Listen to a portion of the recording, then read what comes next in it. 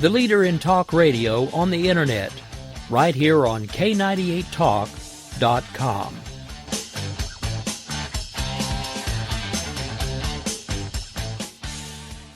When our water heater broke down last month, it was a nightmare. It took 5 hours for the plumber to show up, and he charged us a couple of $100 just to come out. Then it cost another $1,800 to put in the new water heater. By the time it was all said and done, I felt like I'd been taken. But what else could I do? The smartest thing you can do is get a home warranty from American Residential Warranty. Their home warranties pay to repair or replace all your major appliances when they break, and they will break, and at the worst possible time. Call American Residential Warranty right now for free information on home warranties starting at just pennies a day. Don't wait for your refrigerator to stop running or your ceiling fans to stop turning. Call American Residential Warranty right now. Ask how you can save up to 50% on washer and dryer coverage. Just call 1-800-513-6154. That's 1-800-513-6154. Again, 1-800-513-6154. Call now.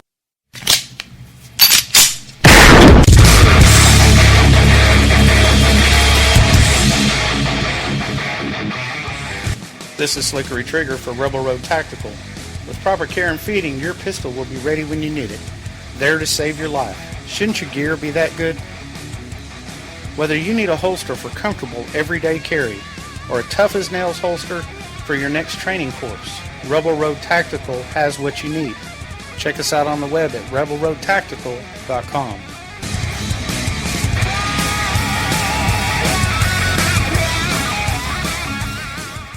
Tired of paying outrageous prices for Viagra? Well, we have great news for you. Now you can finally get Viagra at huge discounts. Healthy Man allows you to save up to $500 on Viagra. Why pay U.S. pharmacy prices of $15 per pill or more when you can get Viagra for less than $3 a pill? Call today and get 40 Viagra pills for only $99. This can cost as much as $600 at your local pharmacy. You can't afford not to call us. If you want Viagra at the lowest prices, never pay $15 a pill pharmacy prices again. Get Viagra for less than $3 a pill. Call 1-800-516-7602 today and save up to $500 and get 40 pills for just $99. Healthy Man is fast, easy, and affordable. Operators are waiting at 1-800-516-7602 to take your call right now. Call 1-800-516-7602. That's 1-800-516-7602. Again, 1-800-516-7602. In these uncertain economic times, you've got to do whatever you can to save money. One of our biggest expenses can be our cars, especially when unexpected repair bills hit. Not anymore. If you own a vehicle with less than 130,000 miles, is less than 12 years old, has a warranty about to expire, or even no warranty at all, you could stop paying for car repairs. Roadside assistance, towing, and rental coverage are all included. Don't wait for the next repair. Make one free call right now to see if you qualify. If your vehicle is less than 12 years old, has less than 130,000 miles, even if it's out of warranty, paying for car repairs can become a thing of the past. Call us right now and get your car protected before your next repair bill hits. Get protection and no more repair bills. Call 800-696-1030. Again, 800-696-1030. That's 800-696-1030. 800-696-1030.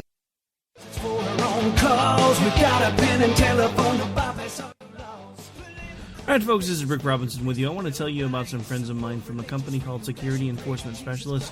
When I ran my security agency for 12 years, I worked with one of these partners on a daily basis. He's been involved in this agency now, and with his other partner, they do have over 30 years of experience in the private security industry. If you own a business and you need someone to keep you or your customers or residents safe, then I highly recommend contacting Security Enforcement Specialists today. Give them a call at 405-703-1796. Again, that's 405-703-1796. Again, tell them Rick from K98 Talk sent you. Like I said, if you need the help, they are here for you. So make sure that you go look them up, check them out, and see what they can do. Wrong way. Welcome to the place. Welcome to the Joe had huge problems with the IRS. I knew it was coming. I hadn't filed taxes since 1990. All the IRS letters coming in added up to a nightmare. To get up to like $68,000, my heart started beating fast. It's like, there's no way, man. I mean, I ain't going to be able to do this. Then they stopped his paycheck. So that's when I started making phone calls and found U.S. Tax Shield. U.S. Tax Shield went to work immediately. They just took the bull by the horns. What blew my mind is he called the IRS right then and there. So why is U.S. Tax Shield A+ rated with the Better Business Bureau? Joe knows. They saved me a ridiculous amount of money. If you owe more than $10,000 to the IRS or state, choose the company Joe chose, U.S. Tax Shield. It was the best decision I made. U.S. Tax Shield is the way to go. Life is good. Thank you, Lord. Call 800-471-3287. U.S. Tax Shield. Boo-rah. Yes.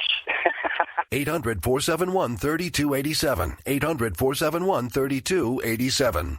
The Internet will never be the same. You're listening to K98Talk.com. Whoa! Good God, y'all. What is it good for? Absolutely. Let's get started again. Get ready to fight from within. You're about to go behind enemy lines on K98. Roger, 3-2. Goliath copies all. Go ahead. Target is surrounded by multiple firms entering what appears to be a residential area. Requesting permission to engage you. Live from the People's Republic of New York City, you're now going behind enemy lines with Gene Baradelli and Russ Gallo.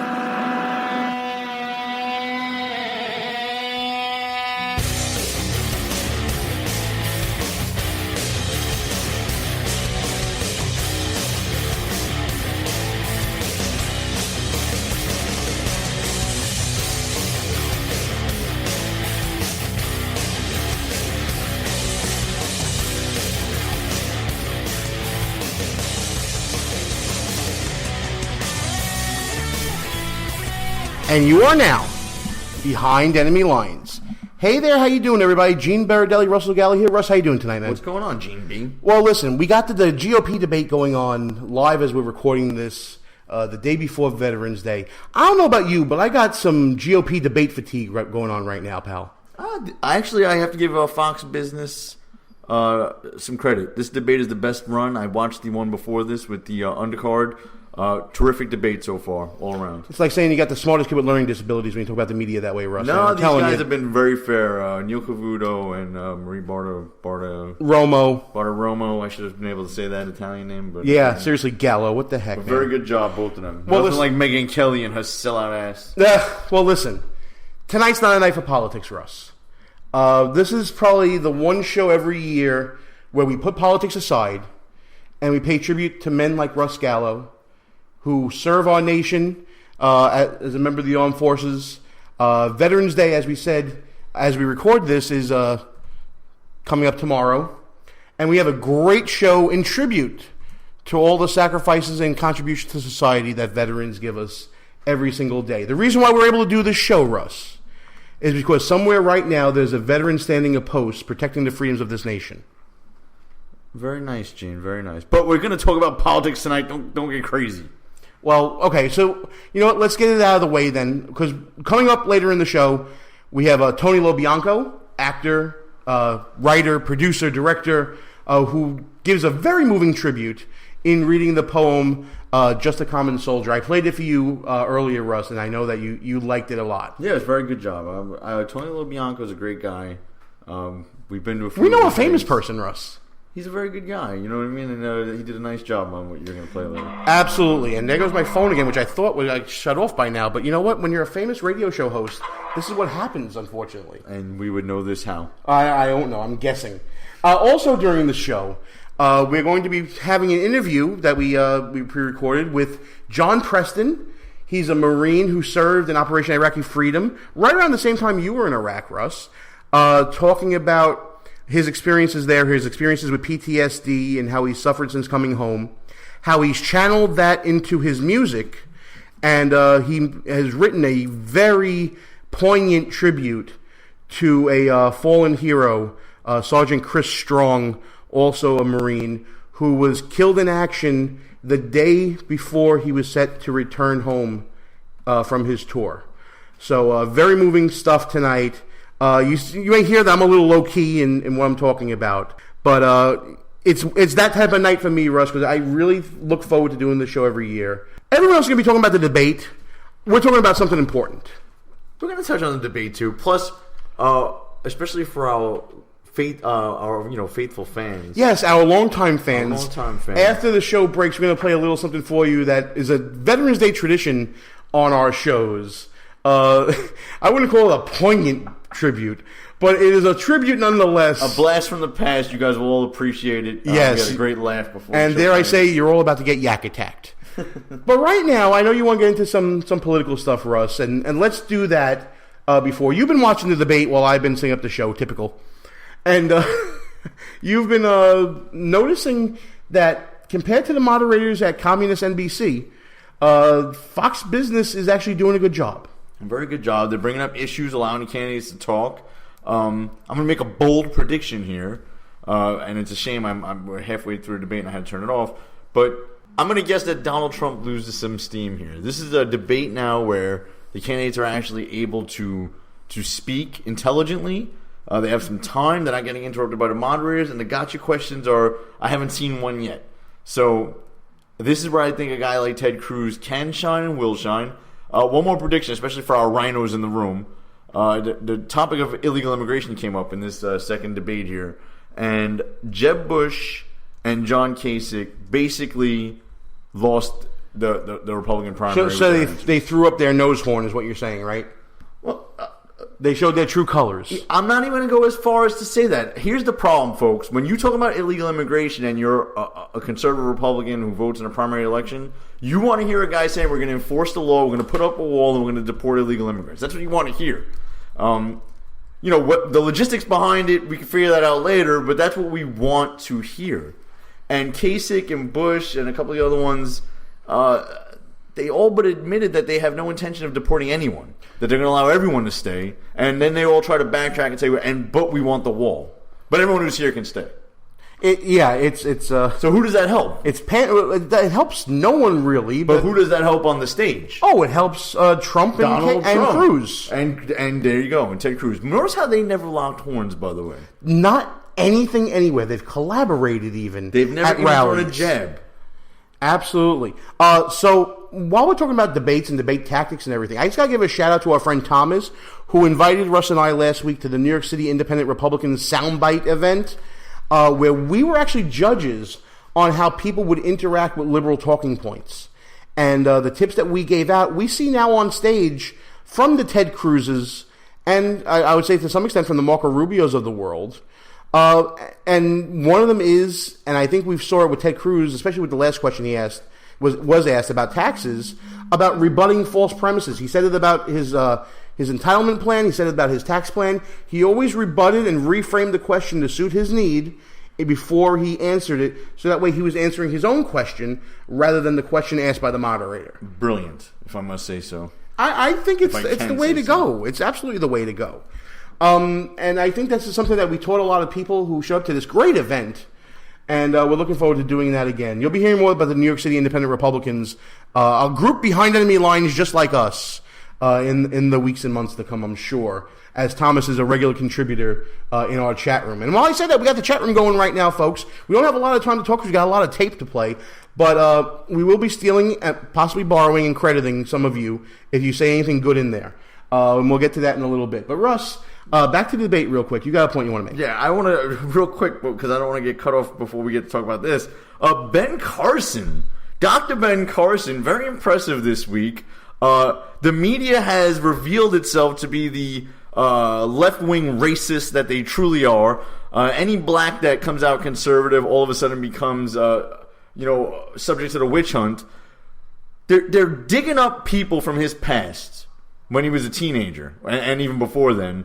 And the things that this man is being accused of are quite astonishing. First of all, he brought up some good points, Ben Carson himself, in response to all this. When did they ever dig into Obama's college transcript? Well, they tried to, but it was all sealed. Who did they ever locate from Obama's past or his childhood that can tell us anything about the president? Well, they tried to find everybody, but nobody would talk to them. Okay, so Basically, they're saying Ben Carson is lying about stabbing someone. Now, talk about premises, right? So, the media, the leftist media, is brilliant. They put Ben Carson in a box, and he got out of it somehow. He basically was put in a situation where he has to prove that he actually stabbed someone in order for him to have any credibility. This is insanity. Talk about a lose-lose situation. Somehow Dr. Carson comes out totally dry on this one. Didn't get wet at all. I love it.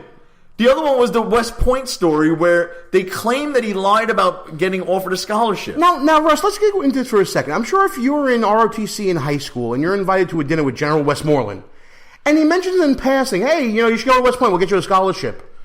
Obviously, that to a 10th grader, that's being offered a scholarship. Yes, and Carson, during that time frame, and Mark Levin, hat tip to Mark Levin, on his show, his staff did some research. It took them all of 2 seconds to find out that during that time frame, West Point was advertising full government scholarships for people who would come to West Point. And they were being pushed into minority communities. So there's no doubt that Ben Carson heard that exact verbiage, and that's why he said it. The media is trying to say that there was no such thing as a full scholarship to West Point, full government scholarship. But that's just a lie. That is a lie. And a general, like you said, mentioned in passing, hey, why don't you come to West Point? We'll get you a full scholarship. Hello? Ben Carson, great job this week. Yeah, great job. A Rubik's Cube. I think Trump has peaked, and he's kind of plateauing from what I'm hearing from you. Well, unless something else happens in the debate while we have it on mute, I don't know. But the Republicans kind of played into his hand with the immigration thing again. Yes, the immigration point, So he did get by on that one pretty unscathed. And the rest, Marco Rubio, did he distinguish himself at all?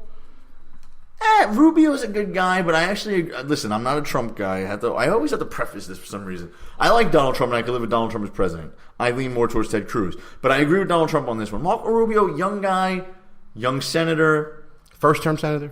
First-term senator. I get that, but he's young, and his life experience. If you look at his resume, I don't think he's ready to be president myself. So it is what it is there. All right. Well, there you go. What do you say? Can you picture him giving a State of the Union or talking about leading the country into war and leaning off stage to take a sip of water? No. It's just I don't know. I feel you. There's a presidential feel, and we're starting to see who's got that and who doesn't. There's an X factor when it comes to being president, and you have to be able to be above the fray, knowledgeable, personable, charismatic, all at the same time. Like me, basically. Basically like Russ Gallo. All right. And speaking of Russ Gallo and all that he brings to the table, I want to get into our Veterans Day tribute right now so we can go back and watch the debate and come back at the end and see if we want to say anything else, Russ. So here's what we're going to do right now. We're going to start out with our interview with Tony LoBianco, followed by his moving tribute that was played in Times Square on the Clear Channel board, right on 46th Street in Times Square, his moving tribute to the reading of the poem Just a Common Soldier.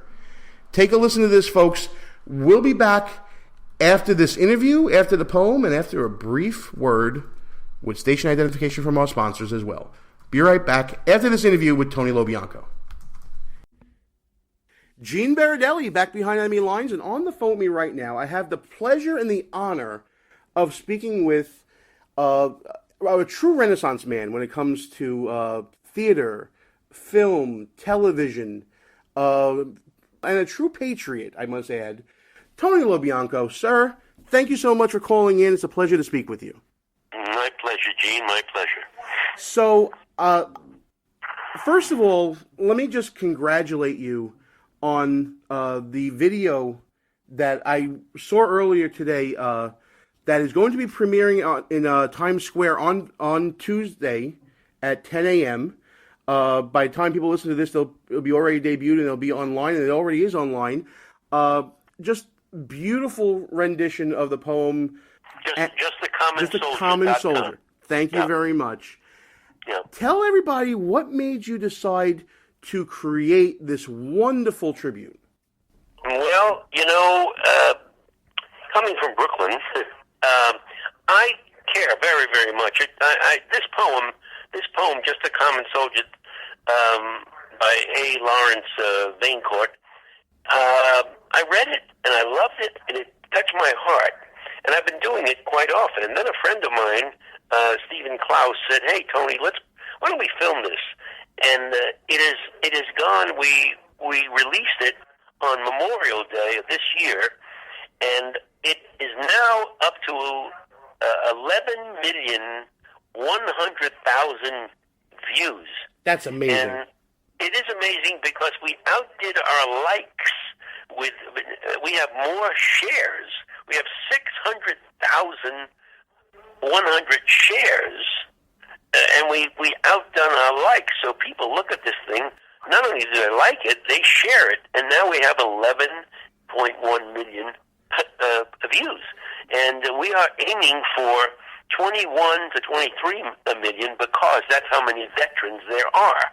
And the idea of this piece, to me, is to get people to understand that we have a volunteer military and that our veterans must be taken care of for their sacrifice for you and me and all of Americans.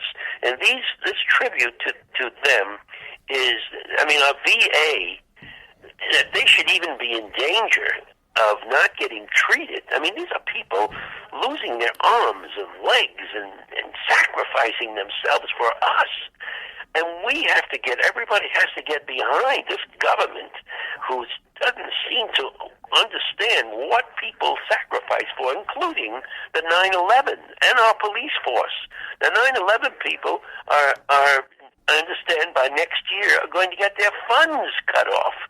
People are dying from diseases from their heroic acts of being down there. And our police force is the best in the world. So we're giving them a 1% raise? You know, we seem to be going backwards in terms of our care and our heart and our understanding and our common sense for people who sacrifice for us. We must pay them tribute. We must take care of them. You know, we have some speakers tomorrow morning at 10 o'clock where we've been given the gift from Times Square Advertising Coalition, Clear Channel. We're going to put up this video on the screen on Broadway from 46th Street to 47th Street near the Red Steps. And we ask anybody who would love to come, please do. And those who can't, please go to www.justacommonsoldier.com. Take a look at this video and share it with your people so we can get to those 21 to 23 million veterans that we care so much about. And do what you can for a veteran, because these people, you know, as I say, whenever you see a policeman, a fireman, or somebody in uniform in the service of our country, a big smile and a thank you would be greatly appreciated. And I know everybody agrees with me.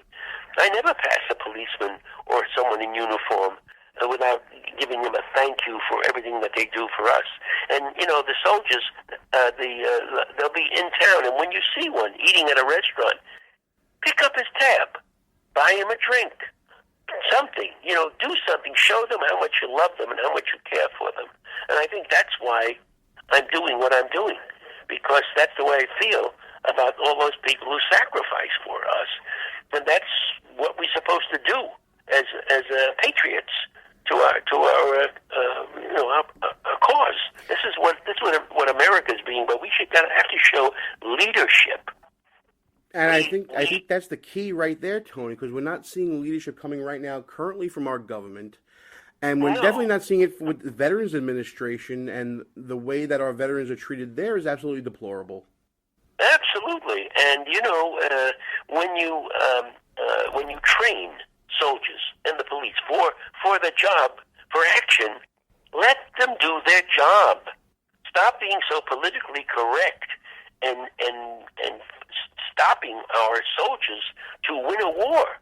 And if anybody's not interested, we are at war. It doesn't have to be declared, but look at it. Look at the country. Pay attention to what is going on. And, you know, they say you get the government you deserve. And if you don't go out there and vote and change. If you like what's happening, continue it. But if you don't, and you see and you pay attention to the news of what's going on, what's happening in the Middle East, and what's happening with Russia, what's happening with the, you got to do that. But because you have to care about your children and your grandchildren. Otherwise, it's going to be over for this country. This is a beautiful country. This is the country that we all love, a country of freedom and respect. And the word respect seems to be vanishing from our country. We are even giving law. We're even trying to justify Sharia law in our country. People come here and make up their own laws. And I don't know where, Sharia law is so against women. Where is their outrage? That's where the protests should be against what they do against our country and against our people, and especially women. I absolutely agree. Everyone can hear the passion coming from you, Tony, and especially the passion for our nation.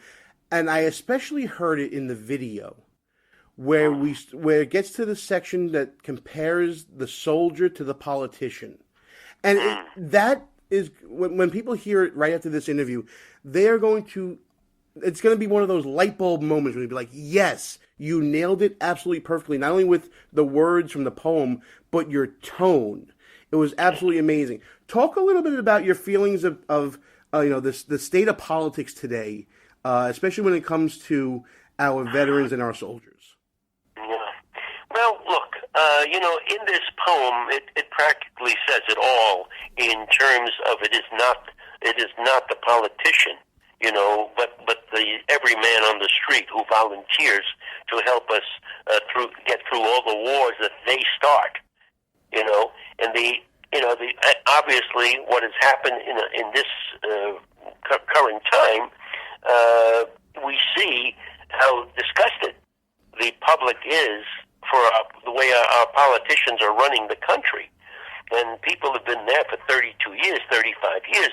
They're entrenched. We voted, I believe, in 1947 to have 2 terms for a president, but not our congressmen. They go on and on and on, and it's really up to you to vote. You can't keep the same thing going. If you want real change, then you have to get out there and make the change by your vote and enlisting everybody else's aid to see things that are very clear. And it's right there in front of you. All you have to do is see it and react. And get those politicians that are stopping this country from being what it is, and get them out. Vote them out. So my passion for this is just common sense. It has nothing to do with even party politics, as far as I'm concerned. It's who's going to lead this country back to what it was and what our initial values were. How to teach respect. Pay attention not so much to the criminal as the criminal. Pay attention to the people that are protecting you from them. And keep supporting them. Vote for them. I don't think I could have said it better myself, Tony. Support the people that are out there supporting you. But I gotta say, when you say it, it sounds so much better than when I say it. So listen, I obviously we want everybody to go to justthecommonsoldier.com, and if they're in the New York area, to please go to Times Square and to view the video. That's going to be on 46th and 47th Street on the Clear Channel board there. And of course, Tony, we want people to support you as well in all your endeavors. So how can people find out more about what you're doing? They can go to TonyLobianco.com. And, we do LaGuardia. I do my one-man show on Fiorello LaGuardia. I'm doing one for teenagers, the school thing on December 1st, but it's just for them. But I'm available to do it at colleges, at events, and, someone can just contact me at TonyLobianco.com and let me know, if you have an event. It's a really important piece because, as you know, you saw it. I keep it up to date, even though LaGuardia was mayor from 1934 to 1945. The same kind of things keep happening. And I've changed the script. I wrote the script as well. So I keep changing it and putting in the ideas of how to handle these things and how LaGuardia would have handled them and how somehow they're the same thing. That we just don't seem to get it through our heads. People have been so distracted from what's really going on, because they're trying to struggle to make a living and their kids and so on and so forth. This is all about the future. Everything I do is about the future of your children and the country and your grandchildren. And LaGuardia is just that, just a reminder. That's why I like to do it to teenagers and colleges. Try to get those minds first, so get them out of their computers and their distractions of the kinds of movies that they're watching now and so on and so forth. We just have to get back to some kind of understanding of history. And if you understand history, you will know what's going to happen. You see history and you see, the simple thing is, when you walk off a curb, you look both ways, otherwise you're going to get hit with a car. If you put your hand in a fire, you're going to get burned. It's as simple as that in a way, because we have history. We see what happens. We see what has happened if you do this, if you do that. Nobody's inventing the wheel. It's right there to be seen, but you really got to look. And be, when I say really look, I mean get away from other things that you're not really, if you're not into politics and you don't understand what is going on, you're going to make a lot of mistakes. Yeah, we're into a campaign of this celebrity business. I mean, it's ridiculous. It's a ridiculous thing. People are caught up with celebrities. It's why I don't. I'm not, and I don't think about those things. I think about what's really happening in relationships, and I teach also. I teach acting, and acting is like teaching about life, and that's what I do. I just finished 6 classes, and I'm probably going to start up again in January or February. If people want to see what that is about, go to TonyLobianco.com and let me know what you're interested in. I mean, I'll go to colleges, I'll go to events to do the show, and so on. Speaking engagements.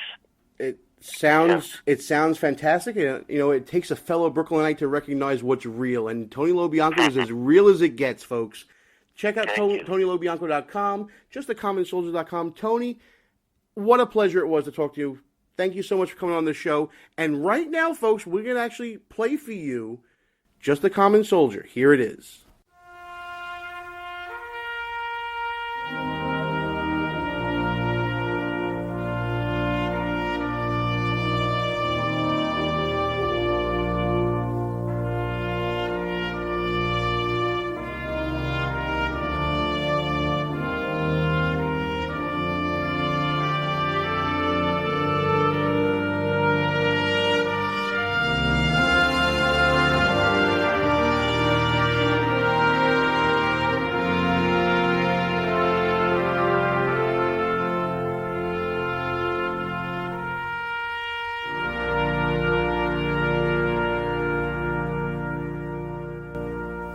He was getting old and paunchy, and his hair was falling fast.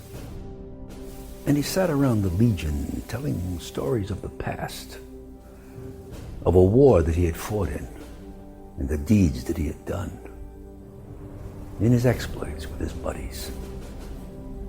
They were heroes, every one.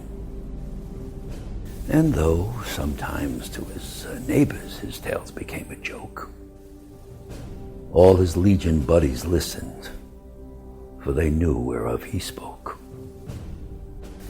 But we'll hear his tales no longer, for old Bill has passed away. The world's a little poorer, for a soldier died today. He will not be mourned by many, just his children and his wife. For he lived an ordinary and quite uneventful life.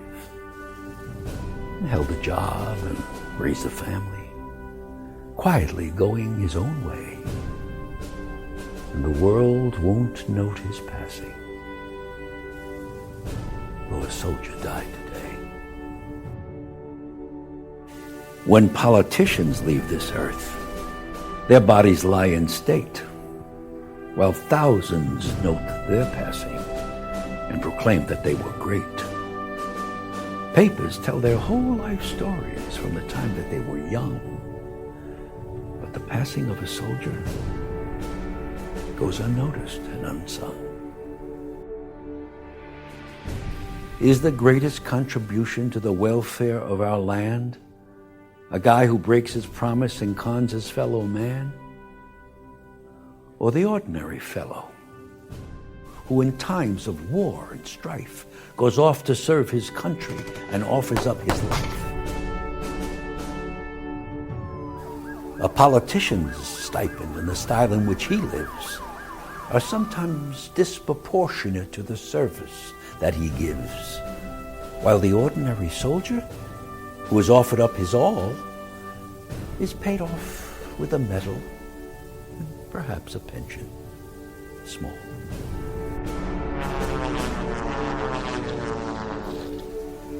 It's so easy to forget them, for it was so long ago that the old bills of our country went to battle.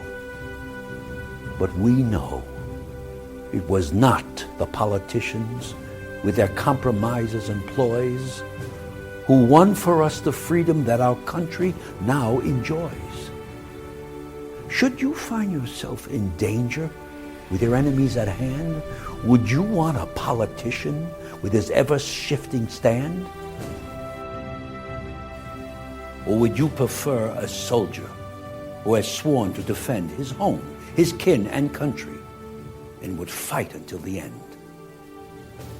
He was just a common soldier, and his ranks are growing thin. But his presence should remind us we may need his like again. For when countries are in conflict, then we find the soldier's part is to clean up all the troubles that the politicians start. If we cannot do him honor while he's here to hear the praise, then at least let's give him homage at the ending of his days. Perhaps just a simple headline in a paper that would say, "Our country is in mourning, for a soldier died today."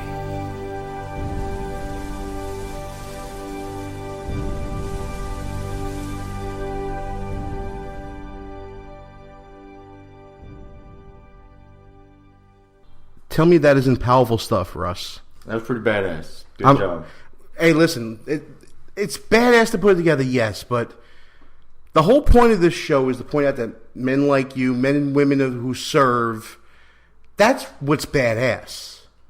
That's what we should be saluting more than just 1 or 2 days out of the year.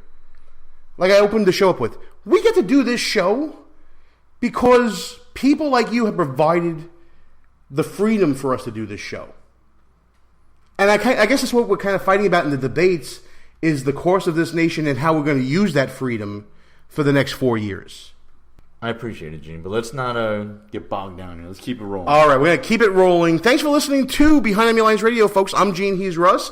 And while we got you listening, check out our website. That's www.behindenemylinesradio.us. Check us out on Facebook and Twitter at BEL_radio. Check out the Brooklyn Young Republicans, where we first started, at www.brooklynYRS.com. And you can listen to the show on replay. We're available on iTunes, iHeartRadio, TuneIn, Player FM, Spreaker, and Stitcher, among other fine podcast outlets across the interwebs. We're going to take a quick break here right now, folks, and when we come back, we're going to bring you our interview with singer, songwriter, and Marine John Preston. Gene and Russ, Behind Enemy Lines. We'll be back right after these brief words. So what is Behind Enemy Lines anyway? This is the true story of two friends living in the People's Republic of New York City who work together and have their conversations taped to find out what happens when conservatives stop being politically correct and start getting real. We are Behind Enemy Lines. Watch your wallets. Thursdays at 1 on WNJC, part of the Conservative Commandos Radio Network. I'm Vito. And I'm Vito. And we're from WNJC's The Vito and Vito Show. Every Friday at 1 p.m., you can hear Vito and Vito bring you the perspectives of two college-age millennial conservatives who are committed to defending the principles of free markets, liberty, freedom, and individualism from Brooklyn, New York. Follow us on Twitter, Facebook, and Instagram at Vito and Vito Show, and check out our blog posts and articles at vitoandvito.com. Vito and Vito Show every Friday, 1 p.m. on WNJC 1360 AM, Philadelphia's Renaissance Station. In Brooklyn, it's nothing but the truth. Who might you save? Your mother, your father, your husband, uncle, aunt, son. Learn FAST, F-A-S-T, the sudden signs of a stroke, and you could save your friend, teacher, boss. F, face drooping. A, arm weakness. S, speech difficulty. T, time to call 911. F-A-S-T. That's F, face drooping. A, arm weakness. S, speech difficulty. T, time to call 911. The sooner they get to the hospital, the sooner they'll get treatment. And that can make a remarkable difference in the recovery of your neighbor, the waiter, grandmother, grandfather. So learn FAST, the sudden signs of a stroke, then pass it on, because you never know who might save you.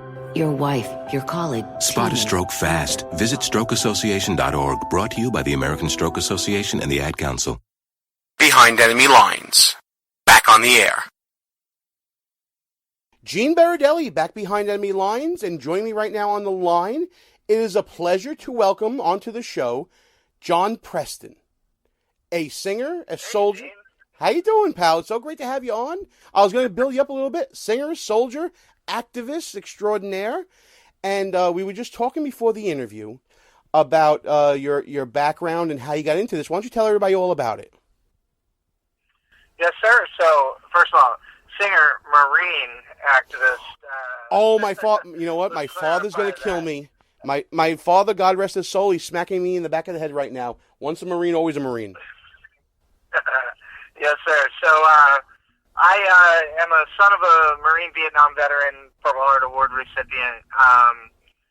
It was my hero. You know, when I was a little kid, my father used to come out of the bedroom with this Purple Heart, and he would show it to me, and he'd be like, "This is what you don't want to do."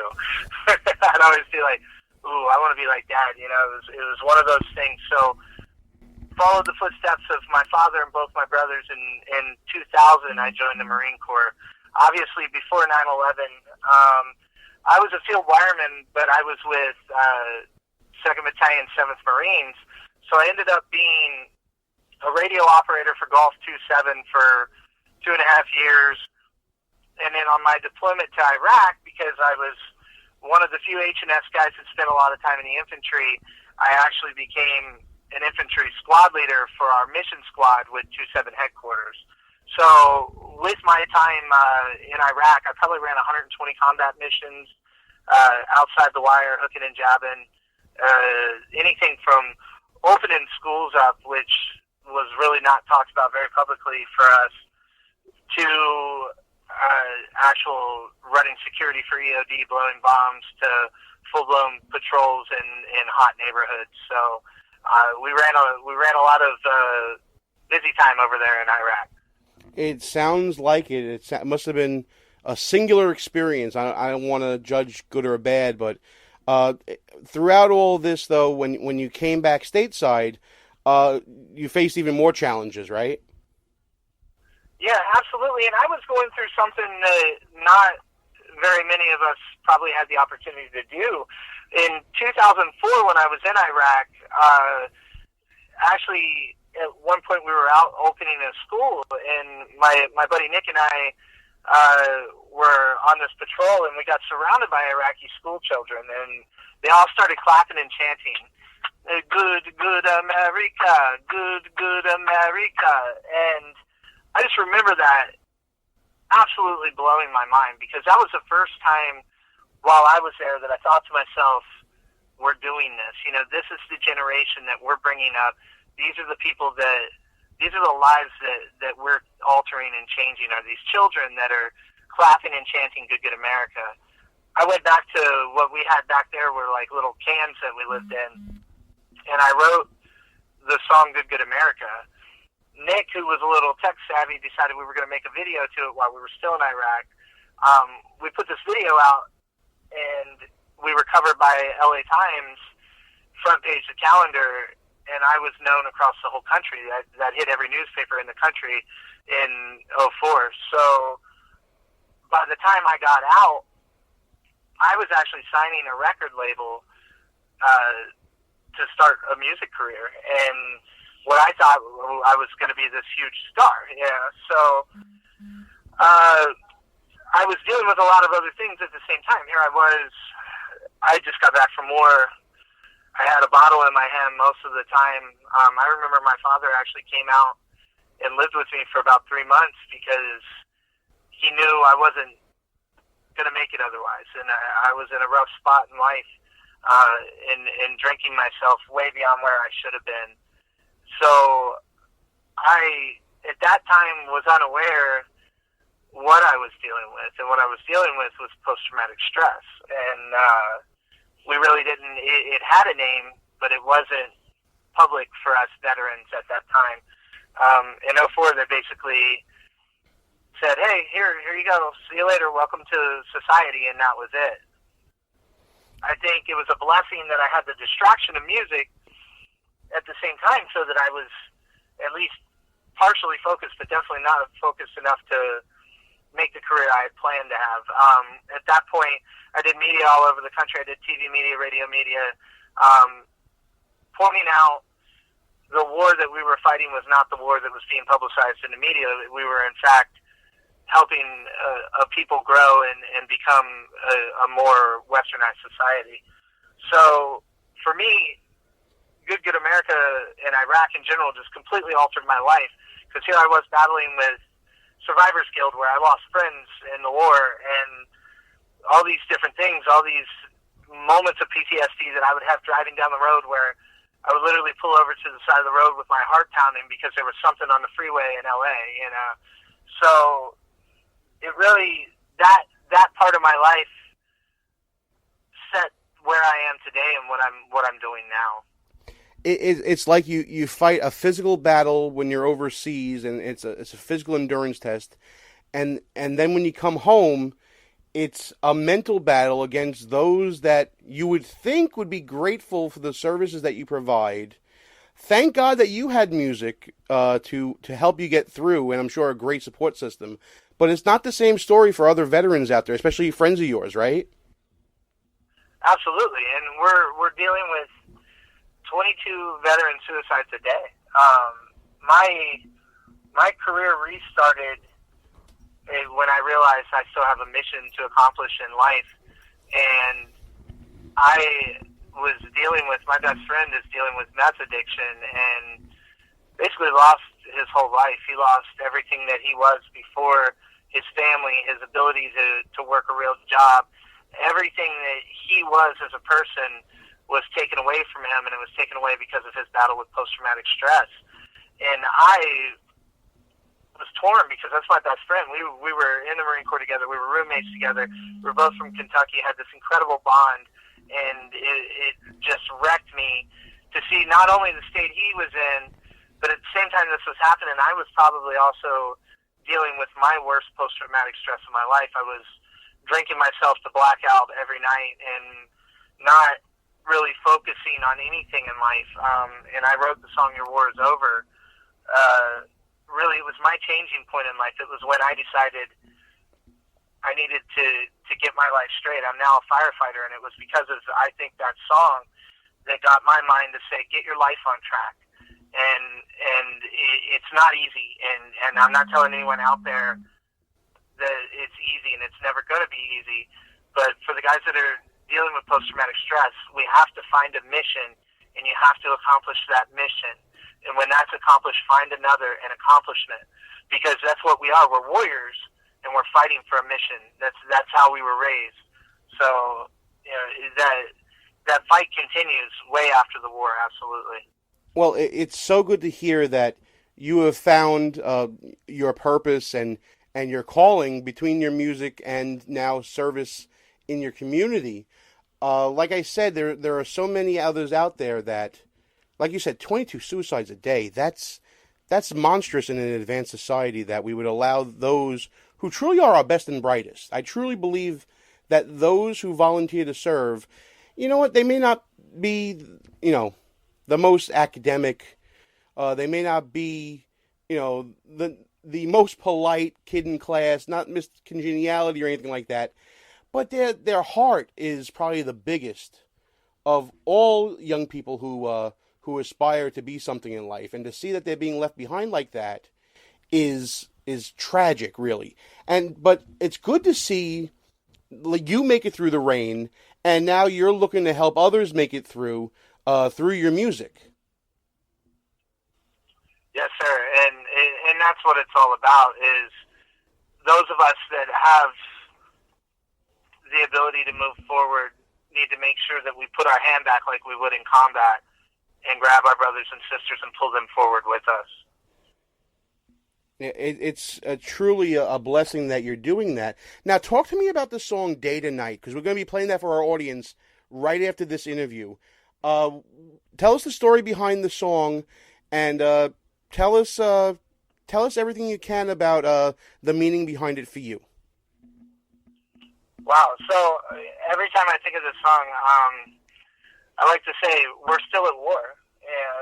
A lot of people in our country have turned a blind eye to what's happening recently and what's happening in the Middle East now. The fact that my war is basically lost now because those children that I was fighting for have now are adults and were being killed. So Day to Night was sparked. I have a friend that I work with here at Palo Alto Fire, and his son is a MARSOC Marine. One day we found out that maybe his son had been lost in combat. It was a crazy day because there was a lot of madness and not a lot of real information coming out. It turned out that his son wasn't killed, but in the firefight that had ensued from insider attacks, Sergeant Charles Strong was killed in his last day of deployment in Afghanistan. Oh, man. So, wow. When I heard that, I was rocked, because for me, it's something that I went through every day I got closer to going home. I continued to say, just one more day, one more day outside the line, that's it, one more day and we got this. So I wrote the song Day to Night, and it was one of those things where it just came to me. I wrote it 6 months to the date of Charles's death, which I didn't even know, but I voice recorded it on my phone, and it turned out later I wrote it exactly 6 months to the date of when he had passed. And I sat down at the piano. I didn't have a song to write. I didn't have an idea, and I began to play, and this song came out. And I remember the line, just one more time that I must cross those lines and I'm home. When I wrote that, I knew what I was writing, and I knew who I was writing about. And I finished that song in 20 minutes, probably. Usually when they go quick like that, from a writer's perspective, when they go quick like that, they're going to be, there's something special. And I finished it. I knew it was special the moment I finished it. I picked up the phone and I called my producer. After I listened to it and completely broke it down, I called my producer and I said, "Hey Pat, we've got our next single." So within a month, I was in the studio, recorded that song. In my head, I had already built a video to this song, and I had said we were doing a video. Without money, with nothing, I called every financer, or not financer, but every video maker in LA and said, "Let me talk to my financiers, and I'll get back to you, but I need a bid on this video concept." So ultimately, bid comes in. it's in a range that, if need be, I would have put it up myself out of left field 3 days, 5 days maybe before actually going to shoot the video. American Hero Clothing steps up and pays for the video. We are taking, and I called Taylor Strong, who's the wife of Charles Strong, and spoke to her several times before finally inviting her out to play herself in the video. So Taylor plays herself in the video. She was 8 months pregnant when Charles died. She heard the song for the first time on her first Mother's Day ever. There's just so much special that's built around this. It's crazy to think of. And while this was happening 2 days before the video shoot, I was also, my father had a cardiac arrest on the table for an endoscopy and was in a coma in his last days of his life. As I flew to Kentucky to see him, then flew back to California to shoot the video, and then spent the last 14 days of his life with him. So it's something that spiritually you can't, put all these pieces together. You can't, write a story this good. It's just what happened in life at this time. It seems like it was all meant to fit together from what you're saying, and it just even before hearing the song, which we're going to play in a moment, just wow. I mean, the timing, the subject matter, the fact that you said that it wrote itself, that usually means to me, at least when it comes with the creative process, that there's something more going on than just you writing down the notes and the time, So what we're going to do right now is we're going to play the song, and then when we come back, I want you to tell everybody where they can find out more about you, where they can buy the song, and where they can support you in any future projects you have.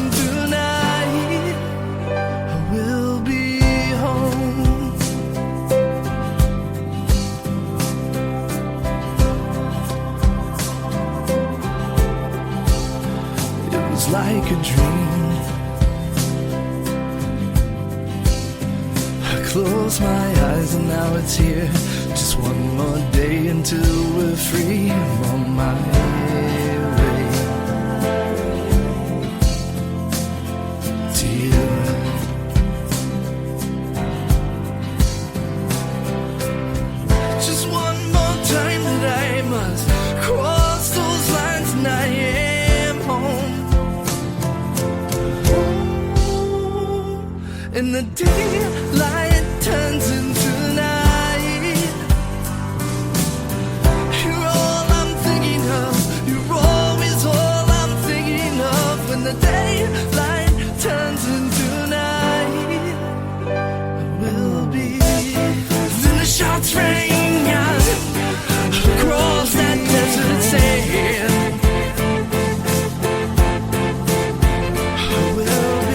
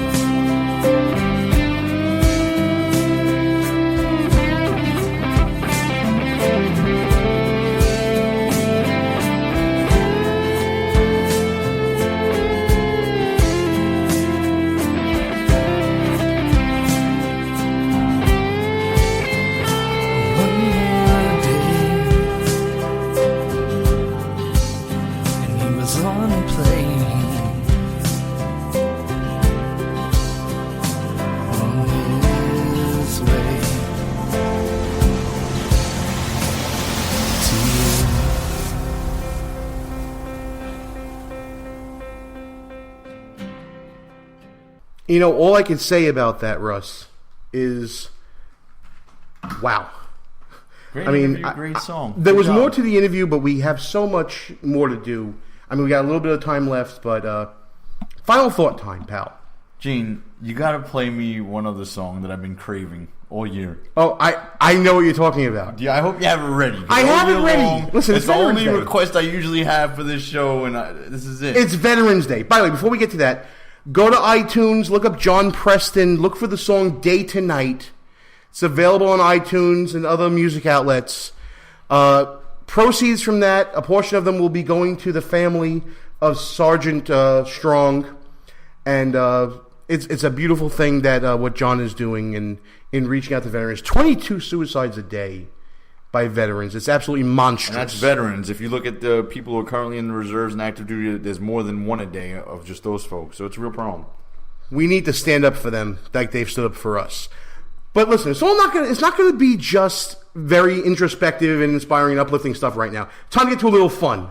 And this is what Russ is talking about right now. This is uplifting, Gene. This is one of the best things we've ever done. I am foregoing my final thought. This is from our Brooklyn GOP radio days. It's a little distorted and a little loud, but you're going to love it.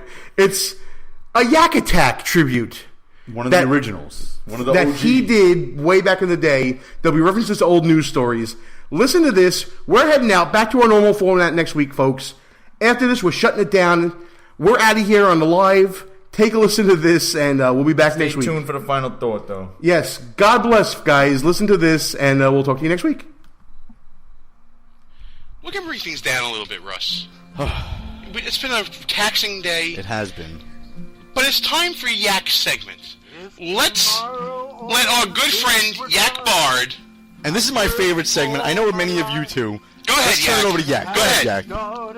Thanks, James. Thank Russ. Being that this recording is going to be played 2 days after Veterans Day, so I do not want to miss out my opportunity to salute our armed forces, our veterans, and those who have fought for us throughout the generations to preserve our freedom and our quality of life, liberty, and justice for all. That's beautiful, Yak.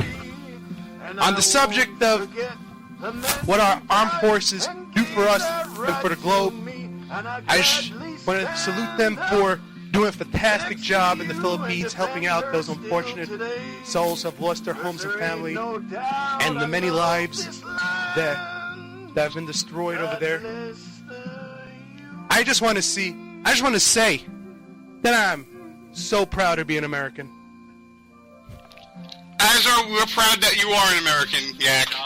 And God bless bringing you, it Yak. back to America, though, and want to talk about quality of life, nothing is more... No quality of life would describe the quality of our health care. Okay. And as we know, we were supposed to give our president his... we were supposed to take his word, a lie that he has repeated 35 times at least. That's right. At least. Lied to the American people, and right? abetted Right, Yak? by the Democratic scoundrels that have many of them have said up until recently, don't change anything. This is an awesome plan. Run with it. Go with it. Take it to the polls.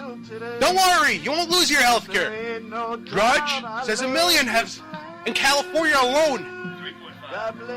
Wait. Between Glenn and Yak, what the hell are we talking about right now?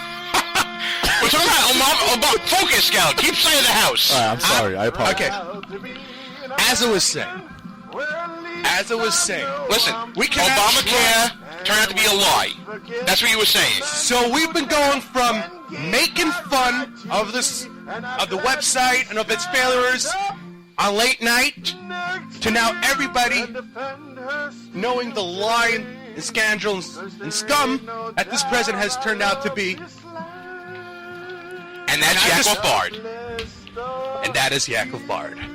Great job, brother. God bless the USA, Yak. Indeed. God bless yes, USA. Indeed. Our position's been compromised. It's time to roll out. Report for debriefing at www. www.behindenemylinesradio.us and look for regular communications via Facebook and Twitter at BEL_radio. You are the resistance. Behind Enemy Lines. Part of the Conservative Commandos Radio Network. A rock radio production. Copyright 2015. Back in 7 days. Out.